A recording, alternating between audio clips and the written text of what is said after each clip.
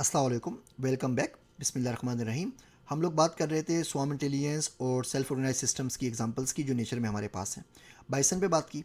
अगली मिसाल देखते हैं स्किन टिश्यूज़ की। अगर आपके स्किन टिश्यूज़ डैमेज हो गए हैं तो आसपास के टिश्यूज़ को डैमेज करना शुरू कर देंगे और वो सेल्फ ऑर्गेनाइज इमरजेंट वे के अंदर अपनी भी क्योर करते हैं और अपने आसपास मौजूद जो स्किल सेल्स होते हैं उनकी भी क्योर करते हैं।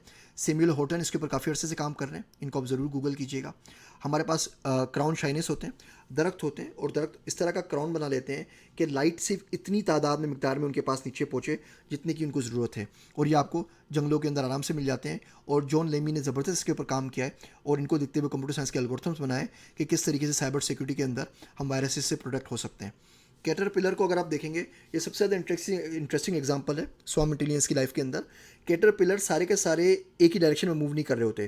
कोई उल्टी डायरेक्शन में जा रहा होगा, कोई सीधे हाथ में जा रहा होगा, कोई उल्टे हाथ पे जा रहा होगा और एक दूसरे के जिस्म के ऊपर चढ़ के मूव कर रहे होते हैं। लेकिन इनका इमर्जन आउटपुट ये निकलता है कि सारे का सारा पूरा का पूरा जो जो जस्सा बना हुआ होता है, ये पूरा गुच्छा एक ही डायरेक्शन में मूव कर रहा होता है। और इसको अगर आप गौर से देखें, इनकी वीडियोज़ देखें, तो आप बहुत ही ज़्यादा इंप्रेस होंगे कि नेचर किस तरीके से काम करती है।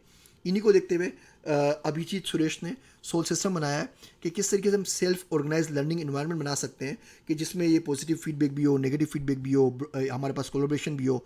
आप स्लैक वगैरह तमाम टूल्स यूज़ करते हैं। इनके पीछे कहीं ना कहीं यही साइंस है जो हमने सोशल इंसेक्ट्स को देख के सीखी। लोकस स्वार्म्स, आपने देखा है आजकल टड्डी दल जो सारे के सारे हमारे पास आ गए हैं। ये टड्डी दल बड़ा इंटरेस्टिंग इनका फीचर है। जब भी किसी जगह के ऊपर कहत आ जाता है तो कहत के बाद जो वेजिटेशन होती है वो ज़्यादा होती है। जो वेजिटेशन ज़्यादा हमारे पास होती है या मानसून का हमारे पास होता है, जिस तरह सहराओं के अंदर ज़्यादा वेजिटेशन हमारे पास हो जाती है, बारिश का कोई सीज़न अच्छा हुआ होता है, तो इनको इनको अफजाइश का भरपूर मौका मिल जाता है और फिर ये जाके पूरे पूरे फसलों के ऊपर अटैक करते हैं और सारी फसलें खा जाते हैं। और ये टड्डी दल के ऊपर जो लोकस्ट हैं, इनके स्वाम्स को आजकल हम भुगत रहे हैं। इसकी पूरी पूरी स्टडीज़ हैं। एक बुक है, उर्दू में भी अवेलेबल है, गुफ्तगू से मच्छर के नाम से। अंग्रेज़ी में एक बुक आई है मॉस्किटोज़ के नाम से। इन सबको पढ़ना चाहिए ताकि ये डेंगी वायरसेस हैं हमारे पास या जो टड्डी दल के हमले हैं, इन लोगों से बच सकें कि नेचर किस तरीके से इन सिस्टम्स को प्ले करती है। Once you understand the system you can softly intervene कि उसको किस तरीके से अपने हक में हम इस्तेमाल कर सकते हैं या उनसे हम कम से कम महफूज रह सकते हैं। मच्छरों की बात कर रही है, मैं आपको इंटरेस्टिंग फैक्ट बताता हूँ कि दुनिया के अंदर तकरीबन अभी तक जितने भी लोग आए उसमें से आधे लोग मच्छरों ने मारे हैं। तो कहते हैं मॉडर्न हिस्ट्री जो रिकॉर्डेड हिस्ट्री है उसमें अभी तक दुनिया में 40 बिलियन लोग आए, यानी कि 40 अरब लोग, उसमें से 20 बिलियन लोग सिर्फ और सिर्फ मच्छरों के हाथों हलाक हुए हैं। इससे ज़्यादा डेडली प्रेडिटर दुनिया में कोई भी नहीं है। कोरोना वायरस नहीं, कोई नहीं है। ये मच्छर हमारे इतने ज़बरदस्त किस्म के दुश्मन है, पूरी पूरी एम्पायर्स इन्होंने गिरा दिए। एक जगह मैं पढ़ रहा था कि तूफ़ान नूह के अंदर तकरीबन 8 से 20 बिलियन लोग हलाक हुए, यानी तूफ़ान नूह ने इतने लोग नहीं मारे जितने मच्छर अभी तक इंसानियत के अंदर मार चुके हैं। तो बहरहाल ये लोकस स्वार्म्स हैं, ये हमारे पास एग्जांपल है। हमारे पास फ़िश स्कूलिंग होता है, ये आपने फ़िश के स्कूल देखे होंगे। प्रेडेटर्स को कंफ्यूज करने के लिए बहुत बड़ी मछली आती है, उससे मुकाबला करने के लिए ये हमेशा स्कूल्स फॉर्म करते हैं। हमारे पास जो ये मोल्ड होता है, इसको भी अगर आप मेज़ में डाल दें और फूड सोर्स रख दें तो ये बिल्कुल मूव नहीं करता, बिल्कुल ऑलमोस्ट बेजान सा है। उसके बावजूद ये छोटे पाथ के ऊपर पहुंच जाता है और साइंसदान आज तक हैरान परेशान है कि किस तरह ये मेमोरी को एक्सटर्नलाइज करता है कि छोटे पाथ को फाइंड कर लेता है, जो कंप्यूटर साइंस में हमारे लिए ऑलमोस्ट एक एनपी कंप्लीट प्रॉब्लम बना हुआ है। एंड ब्रिज आपने देखा होगा, ये समंदर के अंदर भी आप इनकी बहुत सारी वीडियोस यूट्यूब पे देख सकते हैं कि बाकायदा दरिया में एक पूरा बॉल बना लेते हैं और एक गोल गोल गोल घूम के एक जगह से दूसरी जगह पूरे का पूरा जो दरिया होता है या नहर होती है उसको क्रॉस कर लेते हैं और बाकायदा अपने जिस्मों का पुल बना के एक फूड को एक जगह से दूसरी जगह मूव कर लेते हैं। हमारे पास अलगी ब्लूम्स हैं, ये आपको समंदर में इनकी एग्जांपल्स मिल जाती हैं। एलेक्स सनोव ने इसके ऊपर ज़बरदस्त काम किया है। बर्ड फ्लॉकिंग, हम एग्जांपल इसकी देख चुके हैं, बर्ड जू को भी पढ़ चुके हैं कि बर्ड किस तरह फ्लॉक कर रहे होते हैं।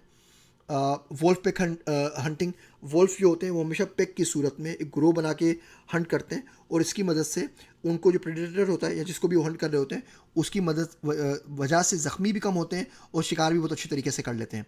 हमारे पास फर वेव्स हैं, ये एक सेल्फ ऑर्गेनाइज सिस्टम्स की मिसाल है हमारे पास नेचर के अंदर। हमारे पास जेब्रास की माइग्रेशन है। हमारे पास जो कॉकरोचेज़ हैं, ये हमेशा डार्केस्ट जो प्लेस होता है वो ढूंढते हैं अपने आप को सेव करने के लिए, अपने आप को बचाने के लिए। इसको देखते हुए पूरी रोबोटिक एक फील्ड बन गई है कि रोबोट्स को हम किस तरीके से एनवायरनमेंट में सेव करेंगे। आपने देखा होगा क्लीनिंग रोबोट, वो घर को क्लीन करता है, वापस जाके जगह छुप जाता है, अपने आप को चार्ज करता है। ये तमाम थ्योरीज जो हैं ये हमने कॉकरोचेस से सीखी हैं। क्रिल स्वार्म्स होते हैं। क्रिल एक बहुत छोटा सा झींगा होता है। एक जो वेल मछली होती है वो दिन के 40 मिलियन क्रिल खाती है, यानी कि यूँ समझिए कि 4 करोड़ क्रिल वो लोग एक दिन में खा जाती है वेल मछली।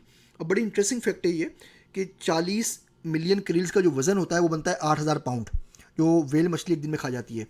एक इंसान औसतन एवरेज 80 किलो गंदम खाता है पूरे साल में। तो पूरी ज़िंदगी के अंदर जो गंदम इंसान खाता है उसका वज़न भी 8,000 पाउंड बनता है। अब आप देखें कि अल्लाह ताला वेल मछली को बिगेर कोई जॉब किए, बिगेर डेटा साइंटिस्ट बने, बिगेर एआई इंजीनियर बने, 8,000 पाउंड क्रिल्स रोज़ की खिलाता है और हम 8,000 पाउंड गंदम पूरे साल की खाते हैं और उसके लिए हमने दीन ईमान सब कुछ बेच दिया है। हम बोलते हैं किसी तरीके से पैसा मिल जाए, जो कि इतना बड़ा मसला है नहीं। खैर, हम कहीं और निकल जाएंगे। तो ये क्रिल स्वार्म्स है, ये भी हमारे पास सेल्फ ऑर्गेनाइज सिस्टम की एग्जांपल है। फिर हमारे पास ये 12 सिंगे होते हैं, केरीबू। इनके पास जो इनकी पूरी की जो माइग्रेशन होती है ये पूरी की पूरी सेल्फ ऑर्गेनाइज सिस्टम के तहत होती है। यहाँ तक कि आप बैक्टीरिया लेवल के ऊपर भी आ जाए, ये हमारे पास जो पी वोटेक्स होता है इतने अमेजिंग डिज़ाइन बनाता है और सारे के सारे डिज़ाइन बना रहा है ये सेल्फ ऑर्गेनाइज सिस्टम्स। यहाँ हमारे पास जो स्वार्म सिस्टम्स है इसके एग्जांपल्स हैं। इस टॉपिक को यहाँ पे ख़त्म करते हैं। अगली स्लाइड के ऊपर मैं आपसे कुछ असाइनमेंट्स डिस्कस करता हूँ।